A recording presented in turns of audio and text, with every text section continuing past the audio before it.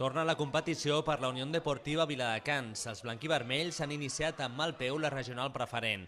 Han perdut a casa per 2-3 davant l'Olímpic de Can Fatjó de Rubí.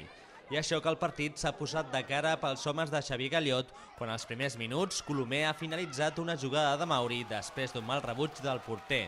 Però el partit encara podria haver anat millor pel Vila si l'àrbitre no hagués anul·lat aquest gol de Mauri amb un dubtós fora de joc. Pero la verdad que los árbitros no nos dan nada, que nos están perjudicando pero año tras año. Yo este es el segundo año que estoy aquí en Viladecans y lo de hoy es de jugador de guardia. El segundo 1-0, tenemos un gol de Mauri de cabeza en la línea, el balón va por delante y te pitan fuera de juego. A partir d'aquest moment, el Can Fatjó ha passat a dominar l'enfrontament gràcies a jugades a pilota aturada. Així, el migcampista Gagó ha marcat l'empat amb una magistral execució de falta i pocs minuts després l'àrbitre ha xiulat un penal i una altra vegada Gagó ha batut el porter del Vila.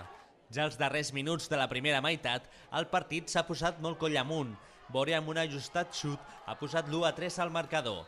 A la segona part, l'equip visitant ha sortit a defensar el resultat. Tot i això, el Can Fatjó ha intimidat el Vila amb jugades de contraatac que ha resolt molt bé sota pals Àlex, un dels jugadors que tornen a la plantilla. Yo considero Viladecans mi casa después de un año en Marianao donde las cosas fueron bastante bien. Pues decidí volver y bueno, pues es lo que te comentaba, ¿no? Es un poco triste por haber perdido el primer partido, pero a la vez contento, ¿no? Porque siento mucho el cariño de la gente y estoy muy a gusto aquí.